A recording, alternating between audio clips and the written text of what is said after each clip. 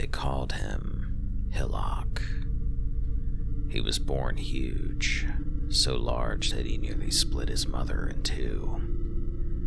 Growing up, he was kept from other children for worries that his freakish size could lead to injury whenever play turned rough. As he grew into a man, his growth continued unabated, and people came from far away to behold him. Fittingly, Hillock found work as a blacksmith, his massive arms capable of swinging a hammer faster and harder than 3 men. Hillock was a man of tremendous appetites, the greatest of which was drink. After a day of work, he could often be found surrounded by stacks of mugs, building a stupor to match his strength. He was giant, but mostly harmless, and things might have stayed that way if only that drifter had kept his mouth shut. It was probably an innocent comment, perhaps made in jest. Whatever the case, Hillock was deep in his cups, and the drifter's words sent the giant man into a drunken rage. His first blow killed the offender, nearly tearing his head from his shoulders, and when his friends rushed to help, they were met with snarling fury. By the end of the melee, the ground was drenched in blood, the floor strewn with mangled, trampled bodies. Hillock staggered back to the smithy to nurse his wounds. No one dared enter to make him answer for his crime, and in the days that followed, people were made uneasy by a ceaseless clanging and scraping that drifted out of the building. When Hillock finally emerged, he was a changed man. He was silent and humorless, and now he carried with him a gigantic blade, fashioned from his long frenzied labors in the aftermath of the slaughter. Having tasted murder, Hillock had an appetite for that as well, and he would hack off a man's limbs or head at the slightest ill glance or provocation. Finally, a group of his victims gathered their courage, and in the dead of night, they crept into the smithy, where 4 of the strongest among them plunged a great sword into Hillock's chest while he slept. Then they carried him far away and hurled his body down the cliffs into the ocean. That should have been the end of him, but it wasn't. Some months later, a breathless fisherman returned from seas off the coast of nearby Rayclast and reported that he had seen a hulking, staggering apparition in the surf. Following that sighting, the bodies began to pile up, butchered like cattle, hacked to bloody pieces. In death, Hillock is a far greater terror than he ever was in life. He walks the shores of Rayclast now, his animated corpse still pierced by the great sword that slew him. He does not feel the icy ocean spray, nor the numerous arrows that now riddle his body. His cold heart is filled with a terrible malice. Any brave enough to put him down for good would surely be met with great reward.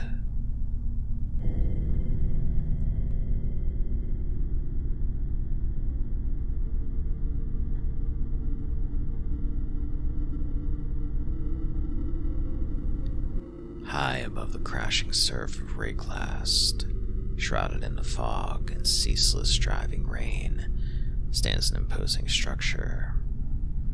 No one remembers who built it, and it is known among the island's inhabitants simply as the prison. Throughout the ages, as various tribes and societies have risen to power on Rayclast, they have always locked their criminals deep inside the prison's formidable stone walls. The ancient fortress keeps its prisoners and countless secrets locked far away.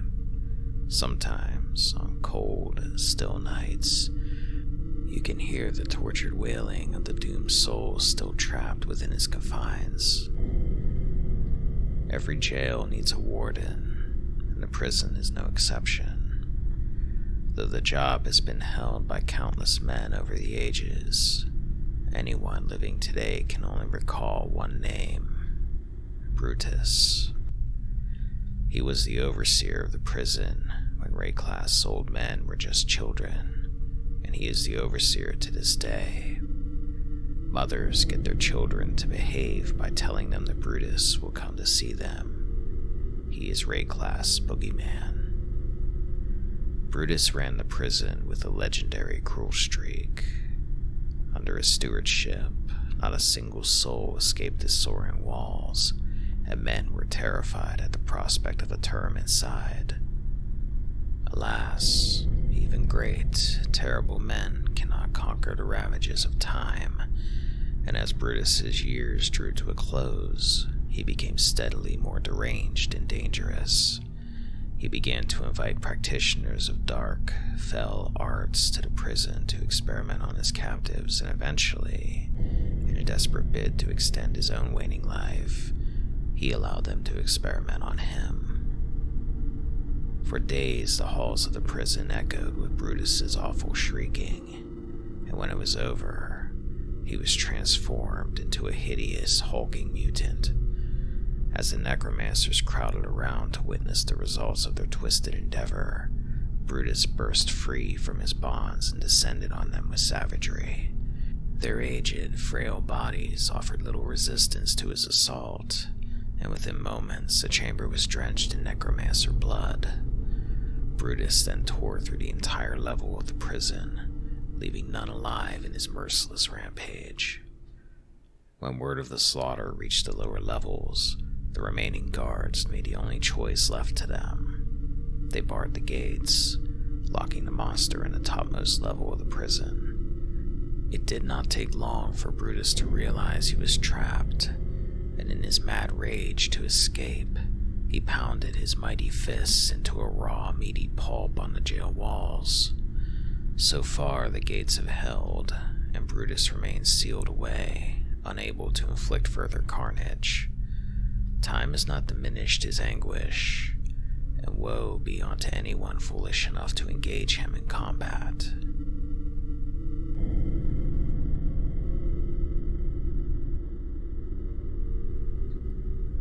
Exquisitely beautiful, slim, graceful, and kind, fair Merveil was the envy of all the court maidens. As the most desired, it was only fitting she attracted the affections of Duresso, a famed swordsman, notorious flirt, and renowned treasure hunter. Their courtship was a whirlwind, the stuff of gossip and whispers among the courtesans. Duresso proposed to Merveil a mere fortnight after their first meeting, bending down upon one knee in the city garden at sunrise, as was the custom. For their engagement, he presented his lady with his most prized possession, the Star of Ray-class. It was a dazzling ruby necklace, the gemstone nearly the size of a child's fist, hung from a braid of pure spun gold and inlaid with a twining ribbon of milky pearl. Rumor had it that Duresso had found the gemstone on a recent campaign deep in the Ray-class wild jungle interior, a journey that claimed the lives of several men. Regardless of its origin, Merveil accepted the gift with joy, clasping it about her silky neck. The brilliant stone seemed to glow at her bosom with its own light. This was to be her happiest moment, for things did not unfold so well thereafter.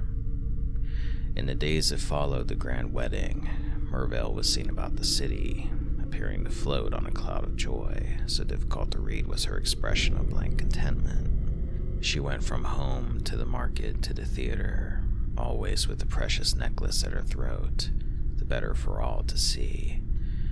One would think that someone so proud of an object would willingly allow others to handle it, but not so with Merveil. The first sign of warning came at a party, when one of the lady's friends decided to reach out to caress the beguiling stone. The woman's fingers had only brushed the gem when Merveil screeched and clawed violently at her friend's face. Some who attended the party swore that the sound was more of a hiss than a scream, but all could agree on the horror of the injuries inflicted. The girl lost an eye, but was lucky to keep any sight at all. Naturally, Duresso was aghast at his bride's actions, yet Merveil's rage at the party was only a sign of things to come. She began to leave their bed at night, wandering the black streets aimlessly and returning home disheveled and smelling foul. On one night, her husband awoke to find her naked in bed with him, as freezing cold as death itself, her skin covered in some sort of vile slime. It was even said that she had seaweed tangled in her hair, but of course, that was false, wasn't it? After all, the sea was a long walk from the city, down at the bottom of jagged cliffs. As Merveil's behavior grew increasingly alarming and strange, her obsession with the necklace grew. She never removed it, and took to clutching the gemstone tightly in her hand, polishing it, and staring evilly at anyone casting a glance her way. Whatever had corrupted her mind began to take hold of her body as well, for the once graceful girl now shuffled about like an aged crone. She abandoned the tasteful wardrobe that had once brought her so much attention, choosing instead to dress in stinking, tattered rags. People began to whisper that her body appeared to be changing beneath the garments, becoming lumpy, with odd bulges at her back and shoulders. Merveil took to hiding her face from view beneath a grimy cowl, but a few who saw her in good light said that her visage had changed as well. It was all stretched with blotched skin, her lips pulled back in an agonizing grimace, her exposed teeth long and sharp.